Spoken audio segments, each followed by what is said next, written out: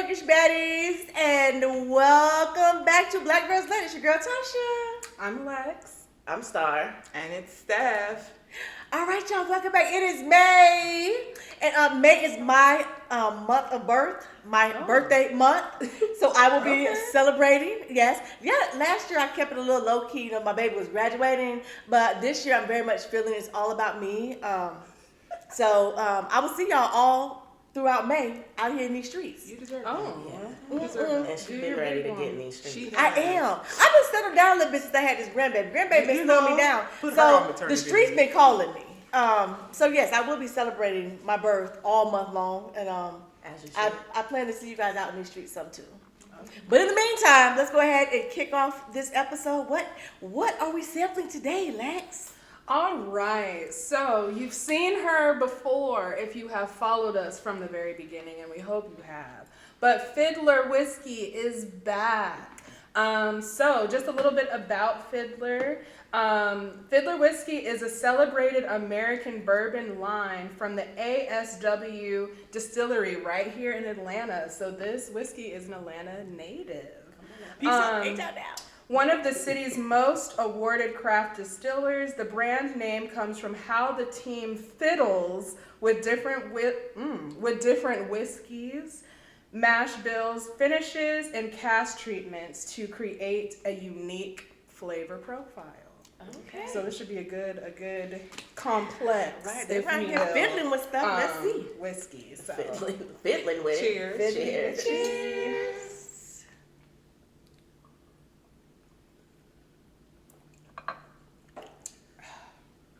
A little spicy.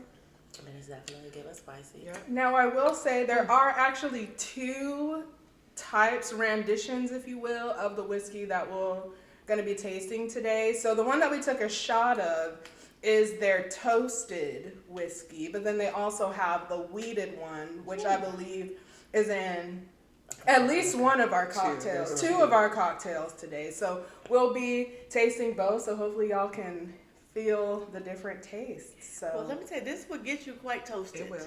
Yeah, I'm warm. My insides is warm, and I was just thinking, and I don't know if the thing about these BGL shot glasses, they're not really shot glasses. They're like mini cocktail tumblers.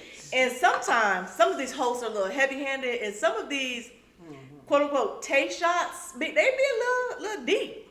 Yeah. This one was not though that deep. It's about right. It's about 1 ounce. It's about 1 ounce. Yeah.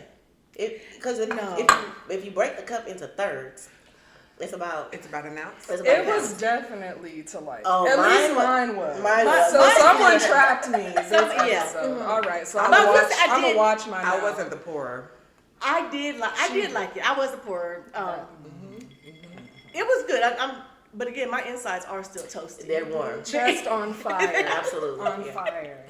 But anyways, Steph, tell us about our book this month. Okay, let's get into this.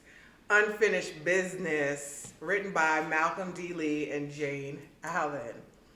It reunites us with the beloved crew from the Best Man universe. But this time, the focus isn't just nostalgia, it's reckoning. Harper Stewart is recently divorced, riding high off of his Pulitzer Prize win and living what should feel like his best life. On paper, he's successful, free, elevated, but emotionally, he's blocked, restless, still circling something he never fully resolved. Jordan Armstrong has physically removed herself, leaving New York, leaving the corporate grind, and attempting to leave Harper in the past. From Malibu, she presents a heel-grounded version of herself, but distance doesn't always equal closure. And then there's Robin, who's rebuilt her life in Ghana, creating peace, purpose, and protection from herself and her daughter, Mia. She's determined not to repeat old patterns until life forces Harper back into her orbit in ways she didn't anticipate. At its core, this isn't just a reunion story. It's about second acts, about whether success, distance, and time actually changes us, or just refine the roles we already play. Surrounded by their chosen family, Harper, Jordan, and Robin are forced to confront the question none of them fully answered years ago. Can love evolve, or does it simply resurface? Okay. All right, yeah, so we said, we also like, woo. Okay, so I mean, as we said, we revisiting our friends from the whole Best Man franchise. series. You know, that was, we watched the movie, we watched the final chapters, we went, now we jumping into this unfinished business. Let's see how we felt about it, ladies. And please understand that Unfinished Business, it's a trilogy. So we're far from done. We are far from done with the It's Best like Man starting all franchise. over. Yes, but also definitely watch the movie and watch the series before reading this book. I mean, you could probably catch some context clues, but You're not gonna it's really, important. you're not gonna feel the book unless you really, you watch the watched. movie, you watch both movies, watch the Both final movies, chapters. yes. Which is weird. We had the final chapters, then now all of a sudden a trilogy of books. But we're not gonna question how these writers live in their life. We're not. All right, Malcolm, it's okay. But ladies, let's see how we felt about this book. We're gonna jump right into our ratings. Y'all know how we do. Cheers is 4 stars. Sip is 3. Babysit is 2. Send It Back is a 1. I'll go ahead and start first. I'm gonna give it. This was hard for me to come. I did a sip. I'm going 3 stars, and some of that is hard because I mean I'm connected to the people because I've been in since the early 2000s. You know, when I watched the first movie, so it is kind of like, you know, checking back in with your old friends. There's definitely some things that were lacking in the book, but yeah, overall I'll give it 3 stars. I didn't hate it. What's up, Lex? I think I'm gonna do a babysit. Only because I think kind of what you were saying, this is definitely a nostalgic read. If you have watched the movies and did the TV shows and all of that, like, it's definitely very nostalgia to that time in television and black television. And honestly, the writing, I had no problem with. The writing was really well done. I think we've talked about it a lot in this podcast, like the art of being able to switch voices. I think that the author did a really good job of like switching the narratives throughout the book, because this book is 3 perspectives. So that's very difficult to do. I think the reason for my low rating is just the storyline in general. Very toxic, very immature. And I expected more from people who are in this grown and sexy era of their life. Yeah, they were very trifling. So that's why I'm giving it a 2, but that's not because of the writing or the skill behind it. It was truly the characters were being ghetto as hell. So yeah, babysit. This was a difficult one for me too. I wanted to completely love it and give it a cheers, but I cannot. Alas. However, we're doing it for the culture, and we got history. I feel like I grew up with these characters. They grown, I'm grown. I can understand and relate to where we are right now, so it's gonna be 3 stars, a sip for me. I do agree. There were some things that I just expected. I expected more definitely from my girl Jordan. And Harper, you know, it's whatever. Robin, I've never been a fan, so Really? true to life, like she is not. She ain't it. She never was. Even from the movie? Even from the movie, she's always been. Anyway, we'll talk about it. It's a sip for me. Steph. Well, since I'm over here in this last chair, I'm gonna represent for my girl Star. Stand on it. Stand on it. I'm gonna have to send it back. Ooh. I'm gonna give it 1 star, and the 1 star is for the writing. That's all you get from me. Ooh. That's it. She hated the plot. So harsh. Very. I couldn't. I think to piggyback with everybody saying, you know, with the movies and the series, it was like growth is coming. Yeah. And when I read that, I did not get it. And so it's just too much. It's just too much has transpired in this 20-year time frame, from the wedding to me to Lance's wife passing away. I forgot her name. Mia. And then now they're divorced. All of this stuff, and to be where we are, it's still a little messy. It's still a little messy, and I understand you needed a book, so we needed a story. But also, let's be honest and say, and I may be the only one standing on this, but the whole damn series is messy. Yes, from the movie it's to messy. the second Yes. movie to the series Yeah. so like he definitely kept the consistent messiness of the character. Like Best Man has always been messy as hell. You're Always right. has I been. think it's because of I think it's because of the 20 years later, Yeah. and we're still Yeah. messy. I think it's just like what, but I'm 20 years later, and I found growth. We feel like we grew up. Why haven't y'all? Correct. Like we don't figure stuff out again. Cause we watched the first movie, like we were like the same age as them. So we're kind of like, well, we grown now. What? Why y'all Even ain't the got it? I think like maybe that's what it is.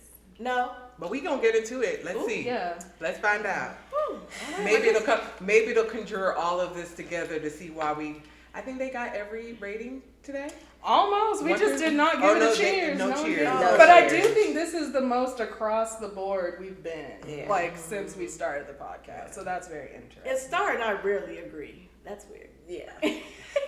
I wanted to give it a cheers. I did. Oh, it's Tasha's birthday. You I just wanted agree. to. With, you giving her early birthday gift? Yes, girl? yes. I'm working on being more agreeable. Because that's what they say works. I don't know. We'll see what happens. I agree. I'm ready for a drink. What you roast? So let's do Tasha it. ready to drink. Okay. So our first. Who put the lid in Black Girl's Lid? Okay. All right. So our first cocktail tonight, we're calling it History on the Rocks. Okay. And it is the BGO version of the classic whiskey sour. Smooth, balanced, and timeless. 20 plus years later, and it's still complicated, just like the story we're diving into. So let's go.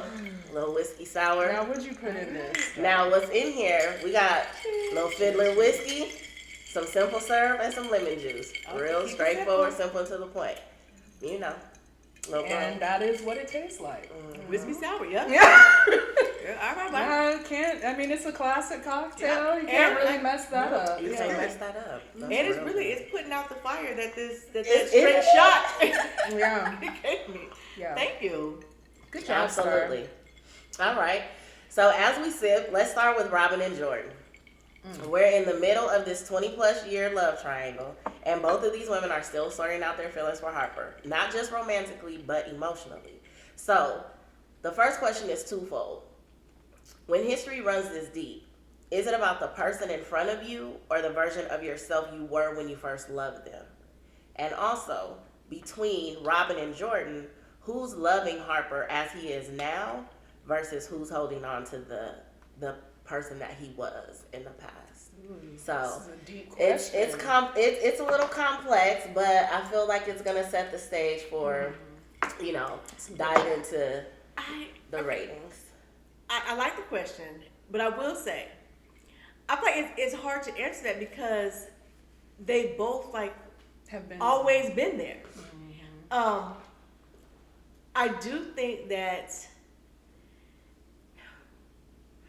Jordan's love for him, it is going to be different because I think Jordan's love is definitely that little bit of always like what could have been, like, if we woulda, shoulda, coulda back in college, and then like that whole thing. So maybe she is more so holding on to what could have been,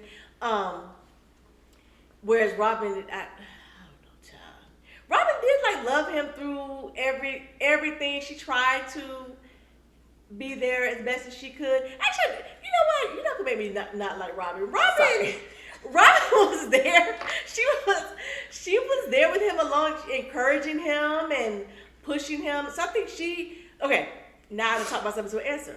Jordan loves the young who Harper was then, and like the really like nostalgic old Harper.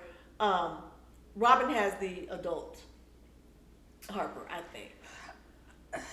So I think it comes down to, just to answer, because this is a twofold question.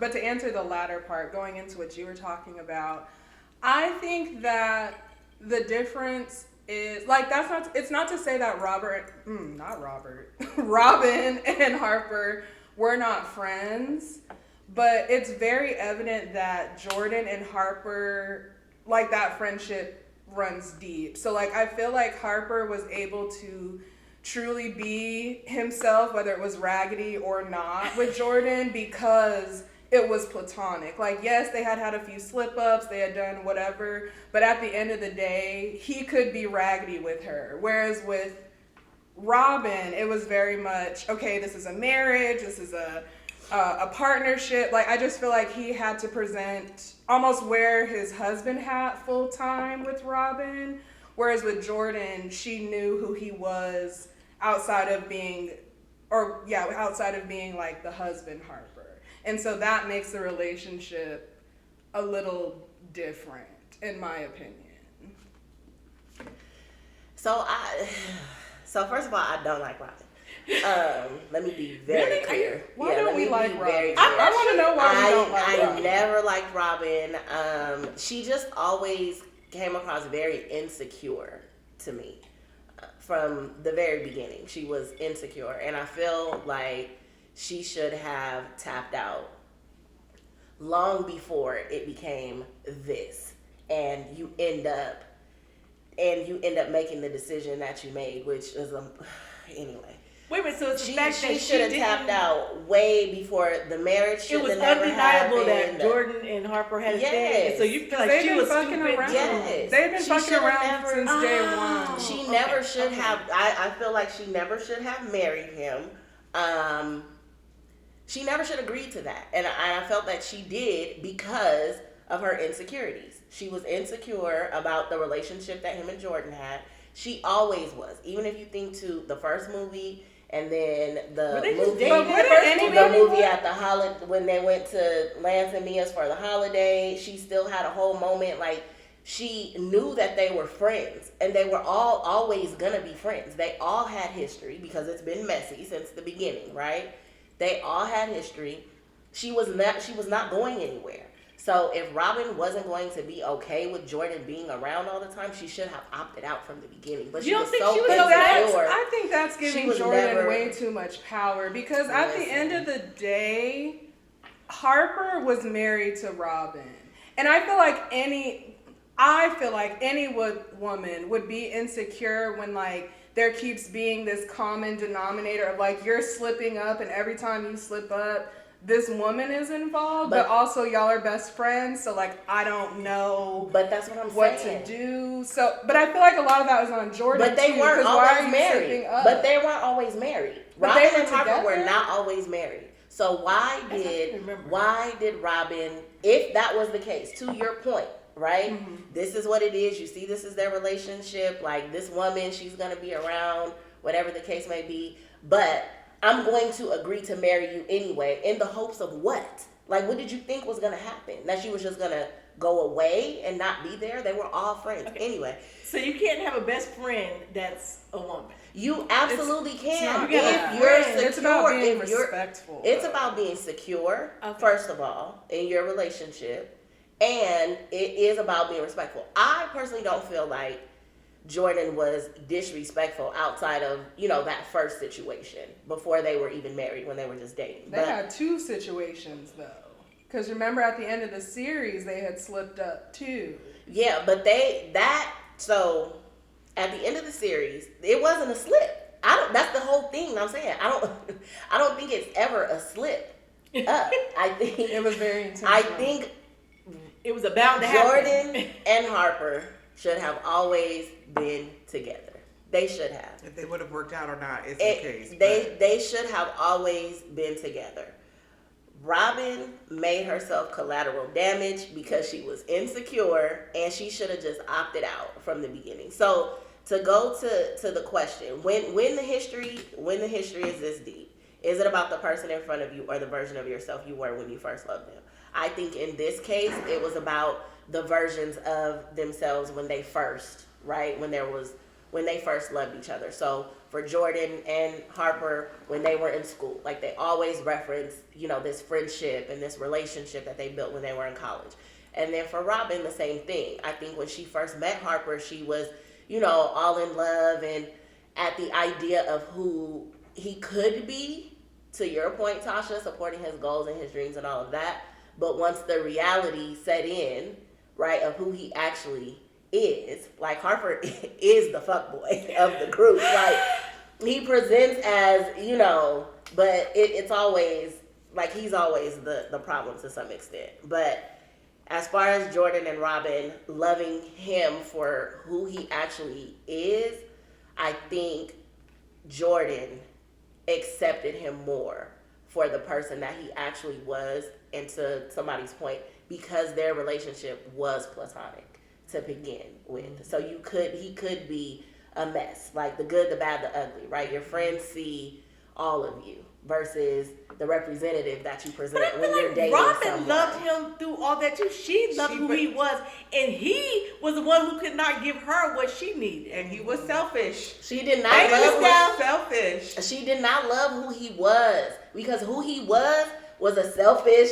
He was always who he was, self-centered, selfish. Like even with the issues that he constantly had with Lance in their situation, like Harper. Man up and had a conversation with your boy, like, hey, I need help, or this is what's going on. But Harper he's always been who he is, like out for Harper. Correct. And unconfrontational. Period. That's always who he has been.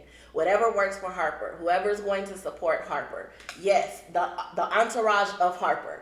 And Robin was the entourage. Like, she was yes, my man, I'm going to stand in the corner and cheer. And then when she finally realized he wasn't changing, because he wasn't changing to be who she was, then all of a sudden, Harper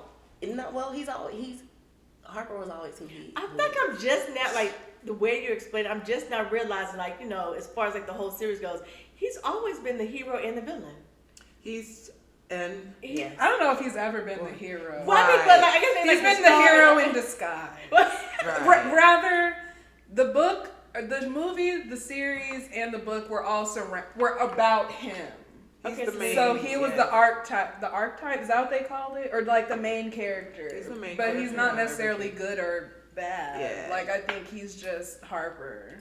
You have a main character energy? For me, it's more of, I feel like Robin is the now. Jordan is the now. Because Jordan has seen, like, everybody has said good, bad, and ugly. Robin, I think she's done. Robin is just like, I know who he is and what he can do. She sees the compassion, but she's done. She wants stuff for herself. She wants to be loved and cared for. So I don't think Robin is in the equation for Harper. And Robin realized he's never going to change. Well, so yeah, maybe I mean, that's why you divorced him because of that. You divorced him, and now here he come running, and, you know, there are dynamics in their relationship that I don't agree with. I'm not a fan of Robin. Girl. I agree. In the beginning, they should have never continued the relationship. I thought eventually, I feel like Jordan and Harper's story should have started sooner than when it did. So did Robin make the mistake I that think she a did. lot of people make thinking that they're going to change, and you think that he's going to become what I need him to be. And that, so the point where she was fed up, where she was done at the end, like in the television series, it was because she realized, even 20-something years in, you're never going to change. Yes. And so she just woke up and was like, "Great." But I don't know, y'all. I still feel like we can't put all of that on her, because also Harper is not innocent. Like, he doesn't get to get off just because Harper is how he is, and Robin should have known. No, he gave her every reason to believe that he was changing, that he was trying to do what was best for her and his family, but then he would obviously be who he actually was and would slip up. And I think that, like, he definitely should be reprimanded for that, because you're lying. You're lying. But that's the whole thing. He never did. Like, he tried. He tried. It wouldn't last long, but he would try to be a try. good man. Did he really try, though? He tried for 2 days. He tried. He tried. Steph did not say for 2 days. I do think that Harper tried to maintain the picture, right? Yes. But it was never for Robin. It was always for Harper. Correct. It was always the vision, the picture, the goals that Harper had for himself. It was never about Robin. So then who do we hate? Robin or Harper? I hate Robin. Here's the reason it's that Harper, because Harper, the thing is, Harper is like, you are an insecure man too. And you need these people around you to uplift you, to make sure you're writing the best piece that you're going to write. Why does it take all of that? And then you're the cause of the demise for you to get back to where you need to be so you can write the book. And then you know why he's also y'all pissed. And you know why he's also the most insecure? Because yes, he went all the way to Ghana because my daughter. But also he admitted while he was there, I didn't want you to be happy when I wasn't happy. He said that. He said I was jealous that you had found somebody else. Meanwhile, he was fucking everything in New York. That part. So it's like, no, he doesn't get off as, oh, this is just how Harper is. No, Yeah, like he knew. you don't get to have your cake and We eat not it doing too. this bleeping now. Y'all better watch y'all out. Here's the thing. I'm not watching my mouth. But listen, everything that you guys are saying is absolutely true. Listen, don't miss my point. Okay. The reason why Robin is my issue, because as a woman, y'all know I'm Miss INDEPENDT, okay? Miss Independent. So my issue is you as a woman, we as women, we get to assess, we get to see, we get to make a decision, right? She made a decision because she expected him to become who she was in the relationship. And when he did not change who he was, all of a sudden now she gets to play victim. Woe is me. And I'm not with that shit. Like, I'm not with women making conscious decisions about life choices or their circumstances or whatever the case may be. And then when it doesn't work out or doesn't manifest the way you willed it to or the way you hoped it would, then you get to make them the villain because your story didn't play out. You see what I'm saying? Like, Harper is a villain, but just because that's who he is, period. Like, he is who he is. Okay, that doesn't make him a good guy, doesn't make him a bad guy. But Robin, you get to play victim now? You know who he was? You know who he was. You came from the beginning. When you got there to the wedding and you found out what had happened, you should have left his ass then. But you didn't because you were insecure. And you said, oh, I know what'll make it better. Yes, let me agree to marry this man.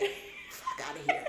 She thought maybe there was going to be growth in the Stop playing with relationship. me. All right. Okay. Well, are we ready for drinking discussion number 2? Because if y'all did not already know, two of the co-hosts is pissed off right now. Star and Steph. And they both mad. And these people in these books, they mad at them. And I don't know how else to say it. The trilogy will not be finished on this end. Ooh, probably you have to read. I'm definitely gonna read it. Yeah, for sure. I'm gonna finish it. We've been in this for 20 years. We will.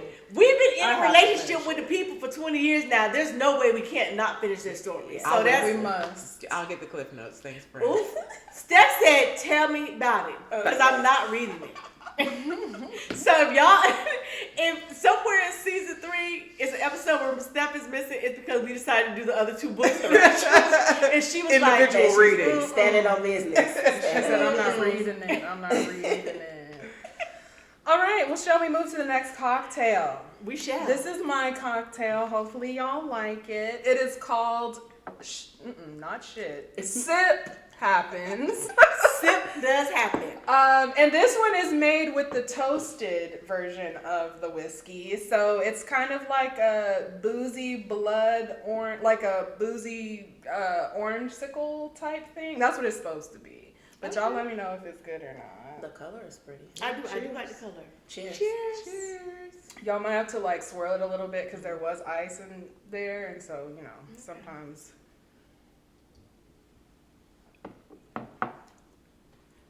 It's very much giving creamsicle. Y'all like it? It's good. Mm-hmm. It is. I wasn't expecting that. I know, it is like a creamsicle. What's in it that makes it like the little creaminess? The vanilla syrup. The vanilla syrup. Vanilla syrup. Mm-hmm. Okay. Yes. Okay, so with that, the discussion is In The Best Man, Unfinished Business, when emotions resurface and old wounds reopen, do you think the characters are truly healing or just reacting? At what point does sip happen become accountability instead of an excuse? And so maybe we should give a good example of maybe what this question should be pertaining to, maybe? I was going to say, Okay. the one person, Star, please do not come across the table at me. I'm not. The one person who I felt like really was like growing and not just, I mean, you know, like it was doing the work. Truly, I do feel it was Robin. Like I agree with that. she was really like doing the work. What part of the Twilight Zone am I in? I do think Go ahead. feel like She did. too. She was like, she was doing the work to make the changes necessary. Yes, she was definitely on like a journey. She did different things, tried different things, stuff. But she was constantly searching for like this level of peace that she was needing in her life, and she was doing like along everywhere, every step along the journey. She was putting in the work. She was making the changes. Okay, well, hey, no, this is not working, and willing to find the peace that she needed. And I feel like that she actually did come to that place and have an understanding of herself, her self-worth, and even if she did jump into a situationship early on in the movie, like, girl, why you married him?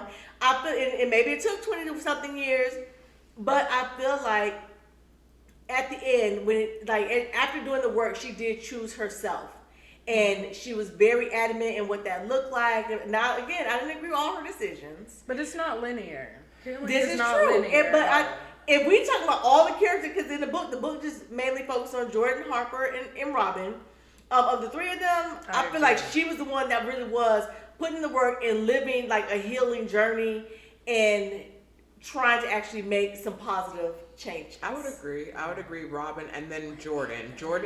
Jordan was seeing her worth. She quit that corporate world she was living in and working, and now she was seeing she needed to work on herself, and she wanted more, especially her health declined, and that was one of the main reasons. That's true.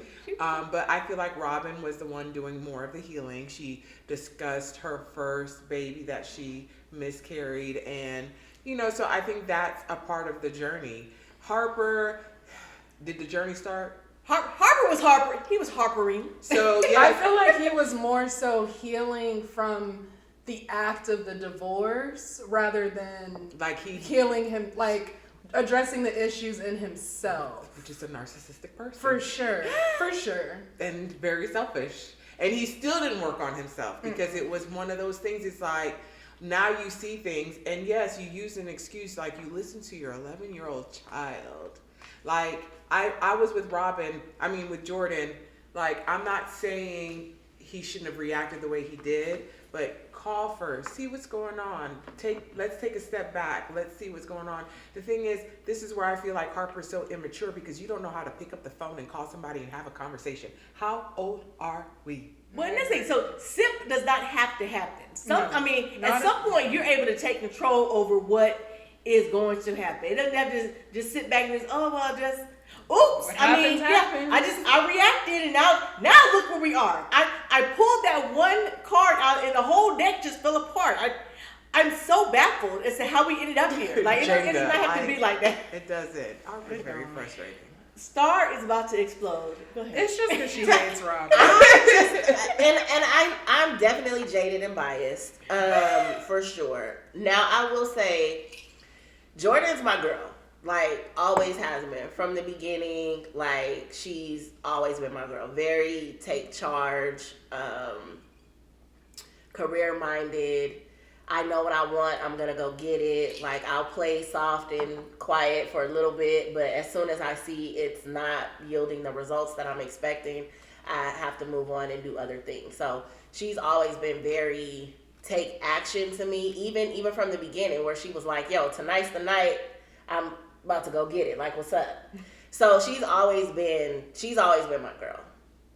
So as far as doing the work, I'm going to have to say Jordan, because again, to her knowing her worth and making the appropriate changes, distancing herself, setting boundaries, about what was acceptable, what was not in her career, in her relationships, in her friendships, from her parents to her friends to whatever. Like, I just feel that collectively across the board, when there's been action that has to be taken and decisions that have to be made for the better of Jordan, right? No matter how hurtful or painful it may be, she's always done that.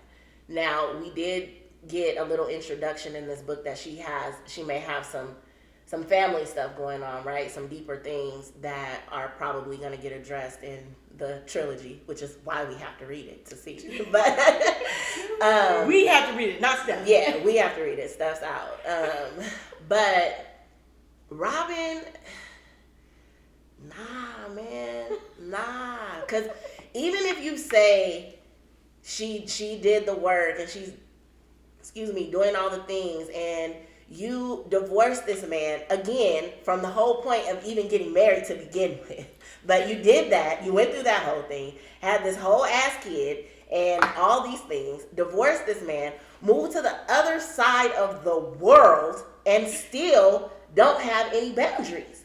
She still didn't have any boundaries. When he showed up, what happened? And we don't have to get into it, but I'm just saying, this work that she did and these things that she did to grow and do the work and all that, she dropped all of that again. No. Yes, she did. Did y'all forget? Did y'all forget what happened with them at the end? And how the next book is going to potentially start, and where the mess is going to continue. You got to give Robin more credit. Absolutely. No, she definitely had those boundaries up. She had her again, boundaries. Every once in a while a mistake was made, but no, she definitely was holding to her boundaries. Let me see the question. Because yes, and again, I think it goes back to healing is not linear. And that's not to say that, like, she did not backslide with what she did at the end of the book. Like, she absolutely did backslide, and like their boundaries faltered. But to say that she did less work than Jordan, I don't agree. I feel like Jordan has an issue with control, and that's all that it comes down to. The minute she's not able to control the narrative or control the situation, she starts spiraling out of control. And she bounces on to the next thing because she realizes, oh, I don't have control of this thing, and it's scaring me because I'm starting to be vulnerable. So I'm going to go to something that I do have control over, and I'm going to lean into that. And an example of that is when she did have the breakdown with Harper, when Harper left and she was spiraling, which I feel like she did a lot. I feel like there should have been more communication on both ends of that. She just took a grain of salt and ran with it. But as soon as she started going to therapy, and then when the therapist asked, like, how you been, what's been going on, she boop, boop, boop, hung up the phone because she could not address the hard things that she was dealing with. And that is because she felt like she was losing control of the situation. So she does that with everything. She does it with everything. So as far as healing goes, I feel like Robin is the only person that actually looked their issue in the face and acknowledged it. Maybe it wasn't linear and it wasn't pretty, but she actually acknowledged the issues, and she eventually found her way back to what she was looking for. But unfortunately, there were ramifications to what it took to get her back to being grounded again. But Jordan, she just has an issue with control. That's all it is. So 2 things. First of all, y'all done made me break my fan. God. But, we can agree to disagree. We can agree to disagree. But I just want to say, again, though, let me see. Do you think the characters are truly healing or just reacting? I think that all of them, to some extent, are just reacting. Like, let's keep it a buck. I think they're all reacting to some extent. Harper for sure. Harper for sure is reacting. Harper and Jordan reacted to his for sure. Robin reacted too. Like, what? That one time. How many times do it take to be relevant to the question? I compared to Jordan and Harper's Okay, you're right, but Jordan and Harper is like a whole meal. You got the appetizer, the main course, dessert with them, with the whole thing. Robin gave you a dessert, and now all of a sudden she a part of the whole equation. Jordan shut down her whole therapy session because she was uncomfortable. She was already looking at Brian. She was already looking at Brian like he the next meal. Let me slide back. And even when he said nah, she was shook for a second. Like she regrouped and like bounced back. But even she was like, oh shit, he don't want no Right. He don't want none of this. Business. What is this about then? Business. All of a sudden, it's crazy. But, you know. All right. Let's We're going Clearly, to I the don't third. like Robin. Yeah. I said that from the beginning. That's all it is. You just I don't don't know, like her. Scar. It appears as though maybe you don't like Robin. I might not. And that's all it is. That's sort of what I'm getting. Yeah. And it's She's just not my type of chick. Right. All right. So, third discussion, y'all ready? yes. The audio on this is gonna be crazy. Yes. So we're gonna go into this dancing mule, our third cocktail with our Fiddler whiskey weeded. So with the dancing mule, you have a little bit of the whiskey and some ginger beer and some lime juice and a splash of some bitters. So hopefully you guys enjoy it. Cheers. I love a mule too. I was just gonna say that. I was like, One the of thing my about Black favorites. Girls Lit is we gonna make a mule. Yeah, With I anything. love Like, a please mule. understand. You can make a mule with whatever you want to. Any So, base of liquor. Yes, and we are here to Ooh, I love do it. the thing. As we sip, let's get into the third discussion. We love it. We hate it. It's okay. You know, this is the thing, y'all. And You know, ginger beer is I'm not a acquired ginger taste. beer. Y'all know, and I understand that ginger is the black folks cure all and everything. And I'm just not ginger a big ale. Not ginger. So ginger ale, not ginger Because beer. there's actually no ginger in ginger ale. Are you serious? Yeah, Yes. it was a thing on social It media. was. Black folks just be making shit up. Yeah. Oh my god. That's why Canada Dry was getting sued there for a minute. Because there's Shut no ginger. There are some ginger ales that have real Ginger beer. There are some ginger ales I think that have real ginger in them, aren't there? We'll have to Google that. Oh my gosh. But listen, Anyways. here's what we not here to do. We're not here to debunk any No ginger historically talk. black cure-alls. That's not what we. Because That's it's not what soda we came medicine. to do. It's Yeah. soda medicine. It's the cure-all. Don't even worry about Meanwhile, that. I don't really love the mules, but I mean this mule it's okay.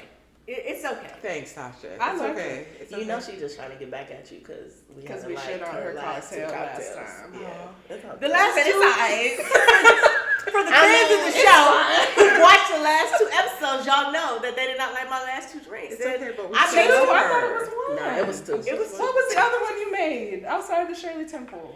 it was something else before that. It- That Aperol spritz.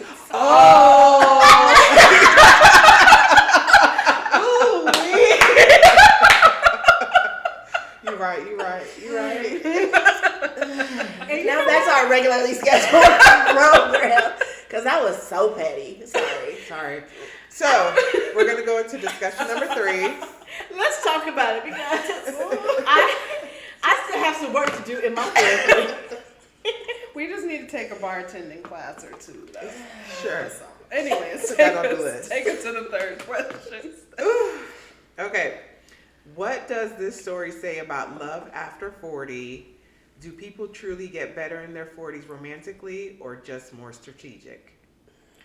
Okay, let's say about being in your 40s, because you know I feel like I've been here the longest, and I'm gonna own that. I think that I can't speak for the characters in this book because I don't know if I've seen all their growth, but me in my 40s, I feel like at a certain point you know yourself so well that whether it's romantic relationships, friendships, work, everything, you're just kind of like you're like really good on what you're good with and what you're not good with. And so I think definitely when it comes to romance, I think it can be harder for people because you're in your blanket, you know yourself so much, you're like, oh no, I'm not putting up with that. No, it's immediate, it's already a no. Like you walk in the door and no, it's a no. You're just non-bending in so many different areas. So I do think it sometimes does get to be harder as far as romance goes. But I will say, in terms of like friendships, I feel like I've formed some of my closest friendships in my 40s because I easily can spot like my people, and I'm not being friends with somebody just because, oh well, you know, like I'm like just to be accepting of anybody. I'm like, oh, because I'm with or without you, I'm good. So hey, don't worry, you ain't gotta hang out. Don't worry about it. So like I said, I do think like in terms of relationships, I think it's harder, but friendship, relationships, stuff like that, I just feel like it's good. Being in your 40s, like when you get to a point where you know yourself, I think it's a great place to be. I agree. Yeah. I think it's a combination of both with the romantic and strategic part of it over your 40s, because at this point you know what you want, you know what you like and don't like. At that point, it's when you meet somebody. Now, when you're talking about love in your 40s, it's different because you're meeting people that have established lives already. So people could have been married, divorced, kids, no kids, you know, lived in different places, various things by the time you get into your 40s. So prime example, Robin meeting Kwesi. Kwesi is technically still married, but living his life. Mm-hmm. And does that happen in your 20s? You don't really experience that in your 20s, but in your 40s, you're open. You have to be more open to different situations, is what I'm trying to say, in regards to what kind of relationship. And you have to be strategic if you're being romantic, because Robin has a whole kid and you're trying to date her. He has a whole life in a different, you know, in London, and so and it's just like he has and two kids and a wife. So the thing is, like, it just changes. So I mean that's a whole other conversation, y'all. We can't go there. That's a whole other conversation. I think so. Yes, I think between I was talking to y'all for an hour on that situation. I think it is strategic, of course, when it comes to love and the romance of it all, because life is different in your 40s. But is it strategic, or is it just you're smarter? Like you. Well, I mean, you can make it work now. You can make it work. Look at Harper jumping on a plane overnight. Who does that? Well, he's a fool. Harper is definitely a fool, because going all the way to God. Year-old calls you like having a tantrum. But so here's what I think on this question. So I'm not in my 40s, so I can't fully speak on like the experience of dating or being romantic in that era of my life, but I will say that I know one thing that I learned very early in my 20s is that I think, especially and not to say that 40 is old, but y'all know what I mean when I say like a young person between the years of like 18 to 23. I think, or even younger than 18. I feel like sometimes we put people who are in a higher age bracket on a pedestal. So we think that they have it all figured out, and surely they can't be going through the same bullshit that I'm going through. And when I get to that age, I'm gonna have it figured out. I'm gonna know what to do. And I have learned that whether you are 23 or 53, if you have not taken the time to learn yourself and develop yourself and heal yourself, you will be just as raggedy as a 23-year-old than you are 53. Mm-hmm. And I think that has been the most eye-opening experience for me, to see that, okay, like, people, like, humanizing people that are older than me. Like, okay, y'all are still going through the same shit that I'm going through. Mm-hmm. It's just in a different time in your life. Or y'all still think this way, just like I think it, but you're just a little older than me. And I think that this book really highlighted that, because the way these people were acting, you would think they were in that 18 to 23-year-old range, but really they're not in that. And so it just shows me that this is everyone's first time at life.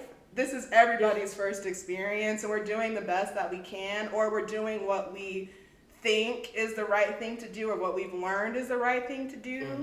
But that doesn't mean that, like, we can't change that idea and grow, even if that growth happens when you're in your 40s or your 30s, right, or hell, your 60s. Yeah. We're all experiencing life for the first time. I was just telling my son that the other day, like we had to have a come to Jesus moment, as we often do. Cause, oh, child. But anyway, yeah, like this is everybody's first time. Everybody's first time in their life, for sure. And people, for the most part, have good intentions, for right? sure. And you can only, you learn and you grow as you go through life and as you experience different things, right? So, I do, as far as the question, love after 40. So I am the single one, right, at the table. And I think as far as love after 40 goes, so I'm definitely in the 40 club. And to knowing yourself, knowing what is acceptable, knowing your boundaries, what you're willing to deal with and what you're not willing to deal with. I do think that it does become more strategic because there's a point where you're not dating for potential anymore. You know what I mean? It's not necessarily what can me and this person build, right? Like what can we build together? It's what you good, you got you, I got me, like where you want to go, where you want to link, what you want to do. You know what I mean? It's companionship. It's more about companionship, right? And also in that is, I think, the idea of I want what I want, period, right? And how much am I willing to or going to compromise or sacrifice at this stage in life? Not much, right? Because the alternative is I'm good. Like you said, like I'm good with the friendships I have. I'm good with the relationships that I have. I actually enjoy my own company. So I'm not pressed to be in any relationship, romantically or I'm not nearly as flexible as I would need to be in order to be with you. Yeah. And that's bend okay. it all. And that's okay. Because the alternative at the end of the day is, guess who I get to hang out with? Me. And that's fine. Like, I'm good with that. So yeah, I think it's, for some, and of course everything is always going to be, it depends, right? But as it relates to the book, I feel like Jordan and Harper were probably more on some strategic, you know what I mean? Yes, does Jordan have some control issues? Probably so. Is that necessarily a bad thing all the time? I don't know. Like, who is she hurting, right? If it gets to a point where you're hurting yourself, then maybe there's time to reevaluate it. You know what I mean? But if your control issues are to protect yourself or a defense mechanism, I do think that there were definitely all of them did not do well with healthy conflict resolution. Yes. Like, healthy conflict resolution. Tie that in with the condoms and therapy. Like, they did not have it going on at all across the board. No. I have to mention the one part, like, in the beginning of the book where he was hanging out with that girl, Bailey. Like, you hung out with her all day. How old are we? That's where I was like... He should have stood up. Because get the fuck... Yes, like, get out. Like, get out. Like, tell her, I have work to do. I can't hang out with you. Well, that's basically what she told him. So, and it was a downfall for me. I think that's what bothered me, because it was like, how old are we, Harper? Where you can't even tell a girl that you're just kicking it with. The fact that you have stuff to do. The fact that you're a writer and can't communicate is so mind-boggling. Sure. But also, I guess I think like the issue, I guess like with the question that Steph asked me, it's like, oh well, it's like about being strategic. I think when I hear strategic, I feel like it's like a little like I'm hearing like calculated and this and that. Where I'm like maybe that's the word I have a problem with. I think because I'm just like I just think you're smarter and you're like making moves that make more sense, but not necessarily like plotting. Strategic means like you're plotting something. Like you're like, oh well, let me see what we're doing. Okay, apparently Star is like, hey. Strategic is She always one thing about my girl Star, she always playing chess. I don't know, y'all right here doing checkers, pick up sticks, and Star is playing chess. So long game. Either be here for the game or don't be. But please understand, she enjoys her own company. So, matter of fact, you actually don't have to play. You guys, whatever. Absolutely don't have to. It's fine. Which just means when the right person come along, hey, it's the right person. It's the right person, and it's just gonna fall in line. And on that note, I will say I think the person that has made the most growth and the most strive to better themselves in the series of its entirety, from the movie to the book, is Lance. Thank you that you did not say Robin, because baby, you saw him from crashing out before his wedding because your friend fucked your girl to, okay, now my woman is dying and I need to figure out how to raise these kids, to, okay, my woman is gone. And now my children are identifying in ways that I'm not familiar with, but I'm going to go with it, and I'm going to go with God. To, I met this woman, and I didn't know I was ready for marriage, but here I am. Like, he was able to navigate his life in such a way where you could see the growth. I need to have my whole face first. Yes. And then Malcolm, if Lance was the main character, he was the one that made the most growth. The way from start to finish. Yeah. And I'd love to follow him. I'm sure that he will have a section. Maybe we'll get that. Cheers to that. Cheers to that. Because that's a man, right? I love everything you said. 100% agree. But the way I was sitting here waiting for you to say Robin and waiting to see Star flip this table, like I couldn't even focus. I was like, no. All three of them are hot. I was like, let me hold my drink before she flipped the table. I didn't want to speak. Because the liquor, please don't spill it. We don't waste over here. Oh God. But Lance is the only. But you're right. I completely agree. You're right, cousin. You're right. I would concur. That man has lived. Yeah, and he has learned, and he has grown from his from learning. And it's so they just gave it.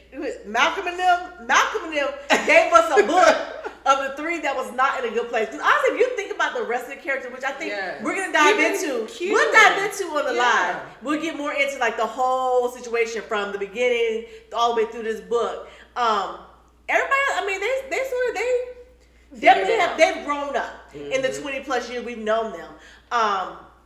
Yes, maybe this book was just dedicated to the three that is still on their journey. And I'm not sure what the next two books, like where Malcolm and them going with it. We'll see. Y'all let me know. Because that ending, we're gonna have to let Steph know she's not coming along for the ride. And that ending was ridiculous. So the thing, we can't talk about it. Are the next two books gonna go into because further detail? My thing is, we know this is not an accident. Like. Talk about it, because it's not. And this is what I tell Jeff. No.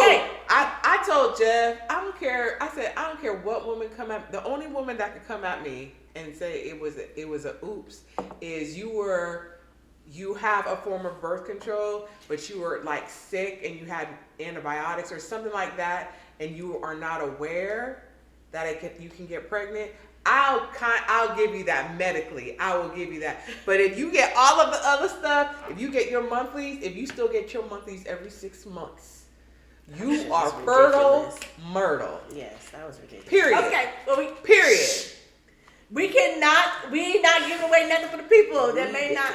Y'all read the book. Read the fucking book. Read the book. Sure. Like, here's the thing. The episode, you're listening to the episode right now. Read the book, please, so you can get in the comments with us and give us your thoughts. Because on the live, we're gonna have to get into it. Like the live, we're gonna have to get all the way. The live is full of spoiler alerts. It is what it is. Understand. So make sure you read the book and then tune in for the live. Because there's still some things I gotta get off my chest. But we're not gonna do it here. But there are still some things I need to. And Robin is still damn insecure. Ooh.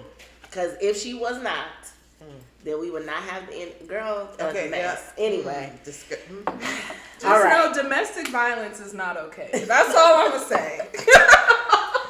And condoms and therapy are still a thing. Heavily on the therapy this time. Heavily on the therapy. And honestly, heavy on the condoms. Yeah. What you doing? What is really God going on? damn. Baby. So, we did it for the culture. We did it for the culture. And the we're culture. here. We And I'm gonna it. keep reading. We gotta see it through I'm at gonna this finish point. it. For So sure. good Well, job. then 3 of us are. Steph just said, just do the cliff notes for her, because when she not, she gonna come here and have these drinks with y'all, but she not gonna read the books, okay? Yeah, and It's 2 more books, she not here for it. And I'm still gonna guess the right stuff. Malcolm and them, they got I us. can't with y'all. I They can't still with got the us. Malcolm with that. Yeah, Malcolm and them still got us hooked. Good job, Malcolm. Yeah, Good we job. here for it. So on that note, before we close, you know the vibe. We always say space for something to sit with, sip on, or carry into your week. A lit challenge to move you, a top for thought to ground you, or a memorable quote from the book that lingers like a good sip. This episode's lit challenge, we're calling it Check Your History. Think about one relationship, romantic or otherwise, that still lives rent-free in your memory. Ask yourself, are you missing the person or the version of yourself you were back then? No texting, no lurking, no revisiting, just reflection. Because sometimes unfinished business isn't about them, it's about the closure we owe ourselves. So that's the challenge. If you want to share with us and message us or whatever, then you can. But if not, this is for you. It's about you. Reflect and, do your thing. And with that, that's it for this episode of Black Girls Lit Podcast, where fine women, fine literature, and fine libations always meet. To the words that found you, the pour that held you, and the version of you that showed up to listen, remember to share us on your favorite social media platforms and make room for someone else at the table. We will be back next time with The Great Man, a historical fiction by Kira Leary. Okay? Thank you for joining us, and until then, Read Boldly and sip